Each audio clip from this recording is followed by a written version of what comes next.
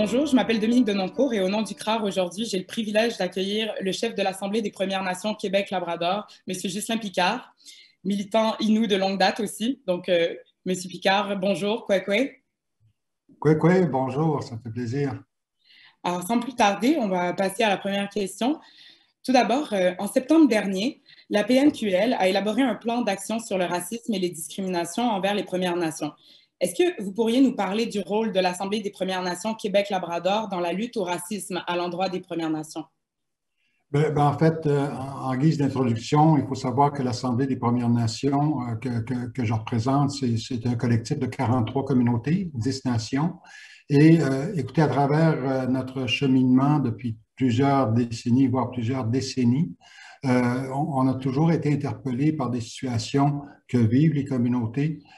Évidemment, depuis quelque temps, c'est beaucoup ciblé, c'est-à-dire c'est le réseau de la santé qui est beaucoup ciblé, mais il y a vraiment plusieurs autres exemples où les membres de nos communautés vivent du racisme. C'est les chefs qui nous rapportent un peu ces situations-là, parce que c'est les chefs qui siègent à notre table. Et finalement, on a comme responsabilité, nous, notre rôle premier, c'est de voir à promouvoir et défendre les intérêts de l'ensemble des Premières Nations au Québec et au Labrador. Donc, on essaie de jouer ce rôle pleinement au-delà je dirais des défis qui se présentent à nous sur le plan politique. Hein. On essaie toujours de trouver une façon d'interpeller les gouvernements fédéral et provincial. Et il y a ces situations-là sur le terrain là, qui nous interpellent de façon régulière. Donc, on a également une responsabilité en fonction du rôle qui nous est donné là, de faire en quelque sorte une veille en continu sur la situation que vivent les communautés et leurs membres, parce que dans un contexte plus contemporain, bon, on sait que les membres de nos communautés sont beaucoup plus mobiles qu'ils pouvaient l'être il y a une trentaine d'années, une quarantaine d'années, donc beaucoup plus en contact avec la majorité québécoise dans notre cas. Et donc, ça laisse place à toutes sortes de situations là, qui sont sans doute désagréables, mais aussi dénonçables sur l'attitude de la majorité des fois par rapport aux membres de nos communautés. On a eu un rappel très récent hein, dans le cas d'un enseignant au cégep de Chicoutimi hein, qui s'est vu réintégré dans son poste d'enseignant en dépit du fait qu'il ait proféré des commentaires, des propos racistes à l'endroit d'un étudiant. Donc, c'est des situations comme ça qui constituent, je dirais, trop souvent un rappel que les choses sont loin d'être où on souhaiterait qu'elles soient. Donc, nous, on n'a pas le choix d'intervenir.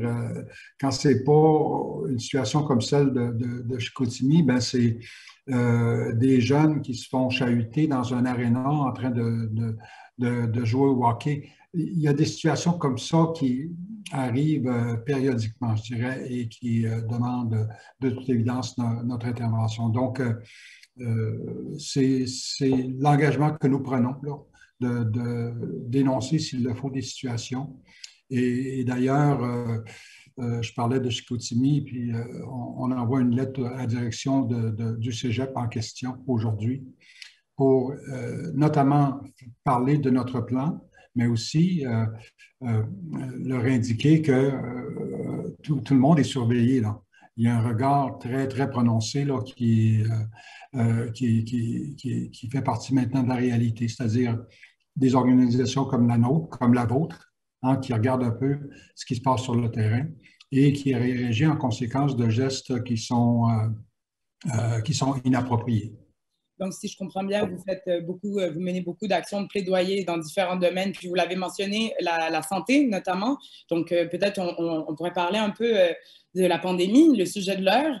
Quels sont les effets vraiment de la pandémie sur les communautés autochtones? Puis, quels sont les besoins principaux des communautés autochtones en ce qui est relatif à la COVID-19? Bien, on l'a dit d'entrée de jeu, hein, dès que la pandémie a été déclarée en mars 2020, on est sorti publiquement pour dire qu'il doit y avoir une attention spéciale qui est portée à l'endroit des communautés que nous représentons en raison de leur vulnérabilité. Sur le plan des maladies chroniques, sur le plan du surpeuplement des logements, puis ça, c'est un aspect extrêmement important là, dans un contexte où on fait la promotion d'une distanciation physique.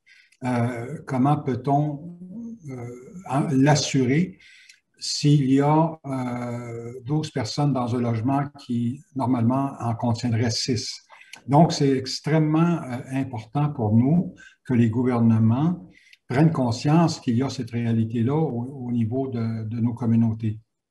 Et ce que je dirais, par contre, c'est que contrairement à d'autres crises que nous avons vécues, notamment le H1N1, et on recule à peu près une douzaine d'années en arrière, et qui a vraiment fait des ravages importants au sein de nos communautés, dans ce cas-ci, les dirigeants de nos communautés se sont mobilisés rapidement, ont posé des gestes importants et drastiques qui sont fondés sur des choix, sur des expériences passées aussi, H1N1, pour ne nommer que cet épisode-là. Et donc, les chefs se sont mobilisés et heureusement, on a réussi à vraiment freiner la propagation de la COVID-19 au sein de nos communautés au niveau de la première et deuxième vague. Au niveau de la troisième vague, ce qu'on vit actuellement, c'est moins, c'est plus difficile un peu. Mais heureusement, ben, en contrepoids, ben, il y a la vaccination et je pense que les communautés savent vraiment faire la mesure de tout ça. Et, mais ceci dit, les éléments de vulnérabilité demeurent quand même aujourd'hui. Et on peut très certainement noter la réponse du gouvernement fédéral, hein, qui a, depuis un peu plus d'un an maintenant, annoncé une série d'annonces sur le plan financier, notamment pour soutenir les communautés. Une vision des choses au niveau de la campagne de vaccination là, qui visait à prioriser les communautés. Mais ceci étant dit, ben, il n'y a pas uniquement le gouvernement fédéral, santé publique au niveau du gouvernement du Québec. Donc, on a à transiger, à composer là, avec différentes autorités. Mais regardez, au moment où on se parle, là, en raison de l'éclosion importante dans certaines communautés, c'est encore très, très minoritaire chez nous, mais les communautés revoient leur position et sont tout à fait prêtes à aller au-devant d'autres décisions importantes, drastiques, par mesure de précaution pour nos communautés. Donc, on veille au grain là, par rapport à ce qui se passe autour de nous et toujours dans le souci d'assurer la meilleure protection possible pour nos communautés et leurs membres. Vous avez évoqué un peu les obstacles systémiques auxquels sont confrontées les communautés autochtones en matière de santé, notamment lorsque vous avez parlé du logement, des maladies chroniques. Mais au-delà de ça, il y a récemment la mort de Mme Echaquan et ensuite l'agression verbale. C'est un incident haineux, en fait, appelons-le comme tel, dont Mme Ottawa a été victime dans le même hôpital. Et ça a rappelé tragiquement l'importance qu'on avait soulignée maintes fois de l'autodétermination et de la sécurité culturelle en santé. Et à l'heure où on est, compte tenu que Montréal attend toujours son centre de services autochtones et qu'il y a des initiatives pareilles ailleurs au Québec qui ne reçoivent même pas le financement nécessaire à leur fonctionnement, qu'est-ce que vous proposez pour accélérer la reconnaissance de l'approche autochtone de la santé au sein des services publics? Ben, en fait, le décès tragique de Joyce Echaquan en septembre 2020 a d'abord créé une vague d'indignation, mais a contribué également à mobiliser d'abord notre population, mais aussi leurs dirigeants. Et ça nous a mené vers le principe qui a finalement été nommé en l'honneur de Joyce Echaquan. Et en fait, ce qu'on essaie de faire valoir, c'est que le droit à la santé est un droit universel. Et, et en plus, dans le contexte québécois, mais aussi canadien, c'est un droit qui est associé à l'ensemble des droits qui sont reconnus à l'endroit de nos peuples. Et donc, c'est ça qu'il y a comme fondement. Et ceci étant dit, et ça a été d'ailleurs un aspect important qui a été discuté lorsque le gouvernement fédéral a convoqué une conférence nationale sur le racisme dans les réseaux de santé en octobre dernier et ensuite en janvier dernier, pour dire qu'au-delà du fait que les peuples autochtones jouissent d'un droit à l'autodétermination, jouissent de droits inhérents également et de droits de traité, il faut continuer d'insister que les Autochtones ont aussi un droit à la santé qui devrait être égal aux droits dont bénéficient l'ensemble des Canadiens. Et c'est là vraiment que prend toute sa signification ce concept-là de sécurisation culturelle. Et on va se pencher du côté du Québec et cette réalité-là n'existe pas aujourd'hui. Il n'y a pas... En fait, la meilleure façon de l'expliquer, c'est que on est toujours placé devant une situation où les membres de nos communautés doivent s'adapter au réseau de la santé plutôt que le réseau de santé devrait s'adapter à notre réalité, à nous.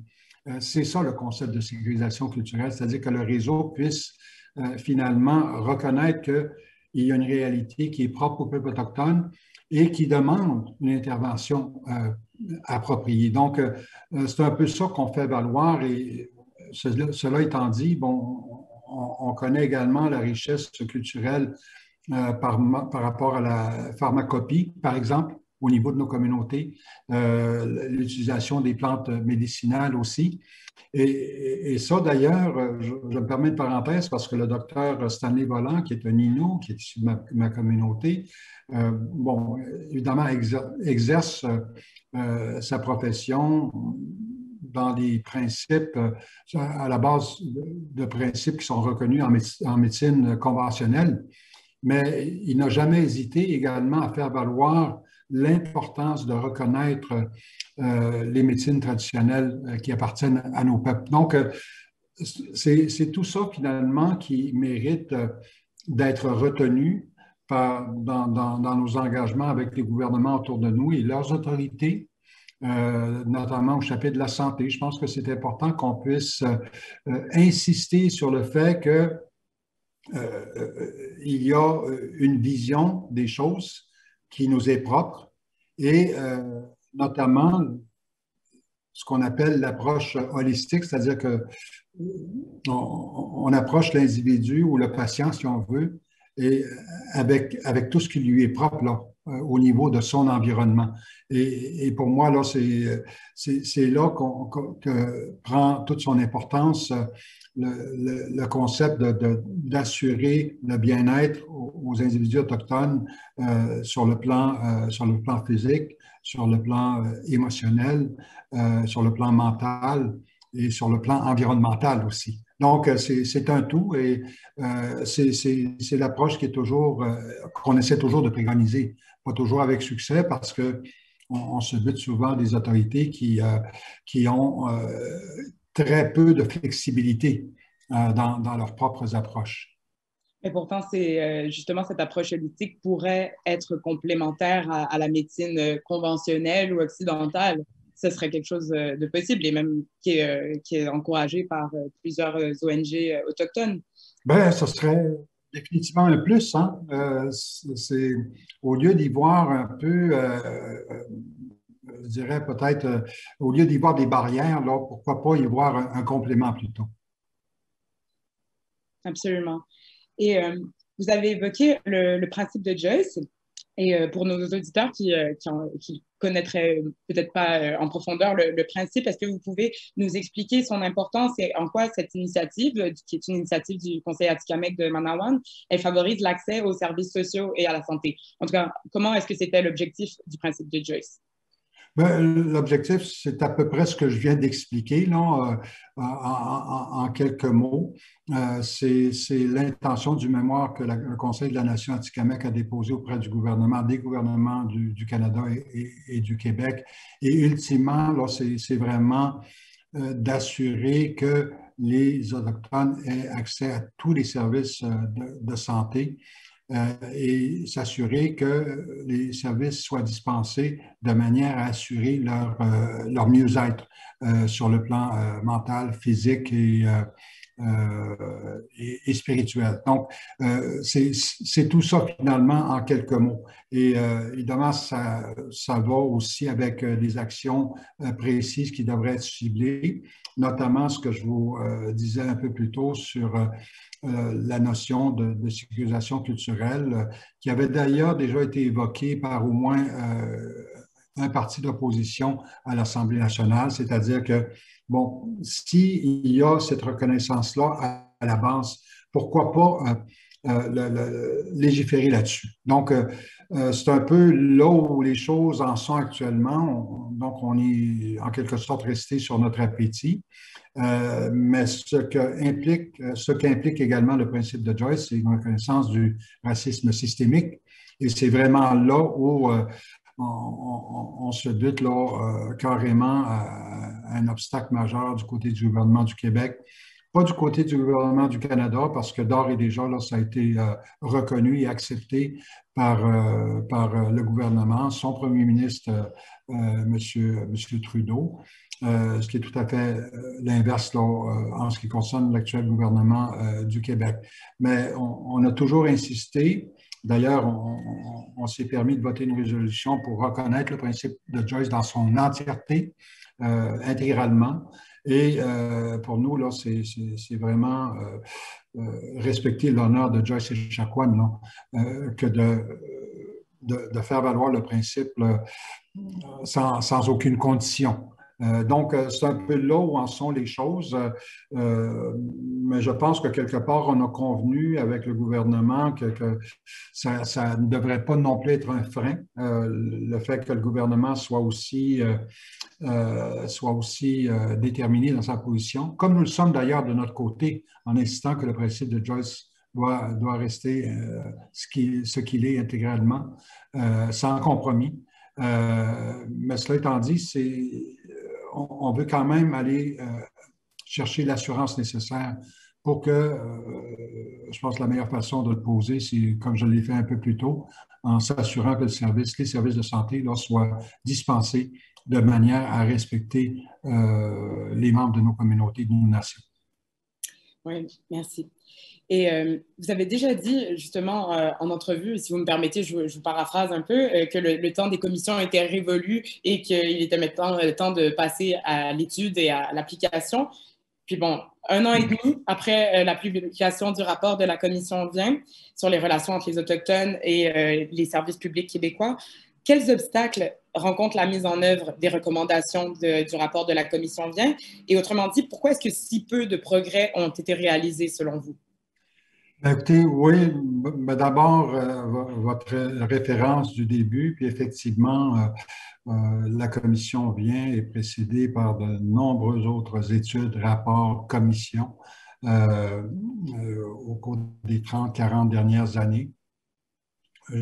À titre d'exemple, uniquement sur la question de la justice, si on recule jusqu'à la fin des années 70, en tout cas, ça va être approximatif, mais il y a au moins 17 rapports qui ont été produits. Et ça sans qu'on ait aujourd'hui de résultats tangibles, à l'effet que la justice soit un peu plus respectueuse de la réalité que nous présentons, notamment sur l'importance d'insister sur une justice réparatrice plutôt qu'une justice répressive. Et ça, c'est un élément important et ça s'applique également aux questions liées aux services de santé. Et la commission Vient trouve son origine dans des situations de racisme et de discrimination par des services policiers à l'endroit de femmes autochtones à Val-d'Or à l'automne de 2015. Bon, la commission vient, dans son mandat, est un peu, je pense que le mot ne sera pas trop fort, mais est un peu un compromis, là, parce que l'intention première, c'était de relever ce qui avait été dévoilé au grand jour à l'automne 2015, c'est-à-dire l'attitude des services policiers, principalement la Sûreté du Québec, à l'endroit des peuples autochtones et principalement des femmes autochtones. Donc, le mandat de la commission, c'est beaucoup plus dirigé sur un certain nombre de services publics qui sont dispensés, administrés par le gouvernement du Québec. Mais il y a quand même eu beaucoup de participation, beaucoup d'espoir et d'attente aussi par rapport à la commission vient de la part de nos communautés. Plusieurs dizaines de recommandations qui touchaient notamment la protection de la jeunesse beaucoup, la santé aussi. Et d'ailleurs, on a su dans l'histoire tragique de Mme Echaquan que le CIUS de la Naudière à Joliette avait déjà été visé par la commission Vient. Et ce qui est ahurissant, je dirais, c'est que 2 ans après les témoignages, on vit d'une situation qui a malheureusement mené à la mort de Joyce Echaquan. Écoutez, le coroner, l'enquête du coroner nous indiquera les circonstances de son décès lorsque le processus sera terminé.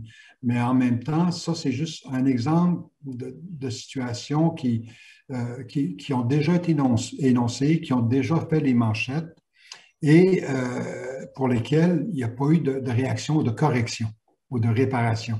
Et c'est là que souvent, bon, on dit des peuples autochtones qu'ils agissent avec sans doute un excès de complaisance par rapport à des actions qui sont posées par les gouvernements, des actions des fois qui sont trop tardives ou absentes. Et pour nous, bon, ça nous fait dire aujourd'hui que peut-être qu'on passe trop de temps à politiser certains dossiers, notamment les recommandations de la commission Vient, et de ne pas agir sur ce que proposent les recommandations. Donc, c'est un peu pour ça, nous, qu'en réaction à tout ça, on a dit, bon, on va arrêter de ralentir le processus. La meilleure façon de procéder, c'est de développer un processus qui nous soit propre et de passer à l'action. Donc, je dirais aujourd'hui que, évidemment, tout le monde vise un peu la pandémie comme étant aussi un frein, ce qu'on ne nie pas nécessairement, mais il me semble qu'il aurait été possible quand même de poser un certain nombre de gestes en lien avec les recommandations de la commission Vient. Et je comprends que c'est en partie le rôle du groupe d'action contre le racisme qui a été mis sur pied par M. Legault en juin 2020 et un des rôles aussi de M. Charette à titre de nouveau ministre responsable du dossier racisme au Québec. On verra ce que ça va donner. Mais c'est très intéressant ce que vous venez de dire parce que ça permet de comprendre votre approche justement avec le plan d'action sur le racisme de la PNQL en proposant des solutions qui sont très concrètes et très simples et faciles à comprendre, faciles à mettre en application, en tout cas en apparence. Si on peut passer à un autre sujet maintenant, vous avez sûrement suivi l'actualité de l'an dernier concernant les pratiques de redlining, comme on dit en anglais, de la part de plusieurs entreprises d'assurance qui refusaient d'assurer des personnes vivant sur des communautés autochtones, en fait des résidents autochtones sur des communautés autochtones. Et par ailleurs, on déplore depuis longtemps les difficultés des résidents des communautés autochtones à obtenir des prêts bancaires pour leur maison et leur commerce. Donc, comment est-ce que vous adressez le racisme anti-autochtone au sein du milieu financier et au sein du milieu des assurances? Ça fait partie du plan que nous avons développé parce que le plan insiste beaucoup sur, évidemment, l'éducation, hein, un incontournable, mais aussi sur l'importance de créer des liens qui permettent, qui vont contribuer à peut-être, je dirais, démystifier certaines croyances un peu trop populaires. Et c'est ça qui freine notamment les compagnies d'assurance. Et je pense à un cas en particulier que je n'ai pas besoin de nommer, mais où il y a eu une révision de la position initiale de la compagnie en question et qui est maintenant plus ouverte et qui, d'ailleurs, se présente un peu aujourd'hui comme étant une alliée là, de la démarche là, pour contrer les effets du racisme et de la discrimination. Donc, il y a toujours moyen de transformer des perceptions et de faire comprendre peut-être à certaines compagnies et leur vision qu'il y a un contexte particulier qui est propre aux peuples autochtones et qu'il faut le reconnaître et non la combattre. Et donc, je pense que c'est important. Donc, on parle beaucoup d'éducation, hein? Et l'éducation n'est possible que si on accepte de s'engager. Et pour nous, là, c'est un peu, le plan qu'on a développé ne se veut pas coercitif, là. C'est vraiment une invitation. Je pense qu'il n'y a rien, l'expérience nous dira qu'il n'y a rien qui a fonctionné lorsque c'est imposé. Donc, c'est un peu l'approche que nous essayons de préconiser. Puis jusqu'à maintenant, ça donne de très bons résultats. Donc, le secteur économique ou le secteur financier est vraiment là, au premier rang aussi dans cette démarche-là parce que pour nous, là, c'est un passage obligé en quelque sorte parce qu'il faudra éventuellement trouver les moyens et les façons d'aller chercher un équilibre au niveau social et économique qui permettent finalement à nos communautés et à leurs membres de pouvoir avoir accès aux mêmes bénéfices que l'ensemble de la population québécoise sur le plan social et sur le plan économique. Et donc, ça passe inévitablement là, par une plus grande collaboration avec les milieux financiers. D'ailleurs, on a déjà des contacts là, qui sont en train de prendre forme avec, écoutez, je donne une conférence à la Chambre de commerce de Sept-Îles un peu plus tard, c'est-à-dire plus tard au mois de mai.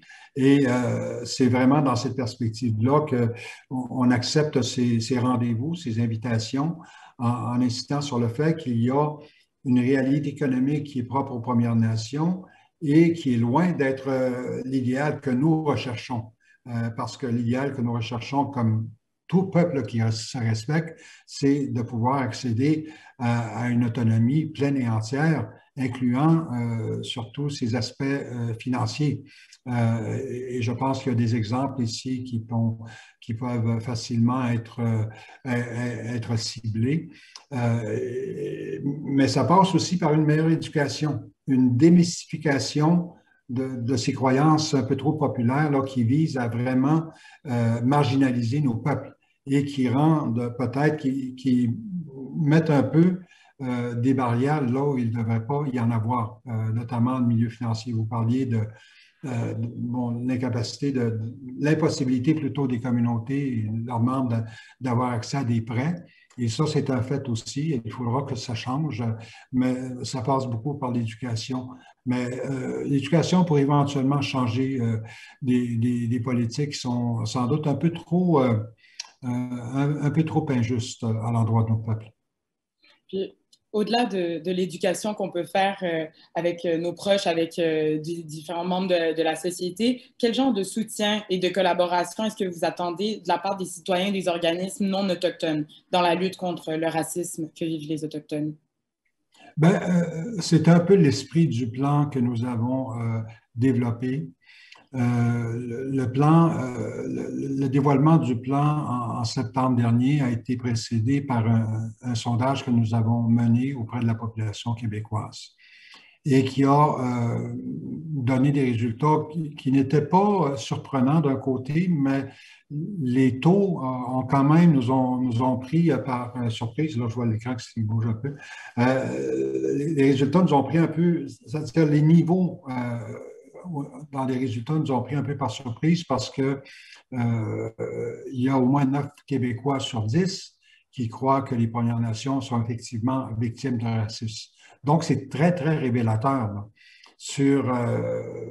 sur quelque chose qu'on n'ignorait pas nécessairement, mais on avait sans doute tendance à penser que avec la lecture qu'on fait des événements de l'actualité, que ce ne serait pas aussi haut que ça. Mais ça nous a aidé à développer le plan et contrairement à l'approche gouvernementale et très partisane, ce que nous avons dit, c'est que le plan, s'il doit atteindre ses objectifs, ben, c'est un plan qui doit appartenir à tout le monde. Donc, c'est un peu l'approche que nous avons fait valoir en disant, bon, c'est un plan qui vise à créer des alliances. Et alliance, là, c'est pas un hasard d'avoir utilisé ce mot-là, c'est que l'histoire qui nous est propre, là, qui remonte à plus de 5 siècles, a été parsemée d'alliances entre, à certains moments, les colons français, les colonies britanniques, une grande majorité de nos peuples. Donc, c'est un peu là qu'on a puisé un peu l'esprit du plan en invitant la population finalement, est-ce qu'on peut, à travers vos organisations de la société civile, créer des alliances qui vont nous permettre finalement de joindre, de joindre nos mains pour la lutte au racisme et la discrimination.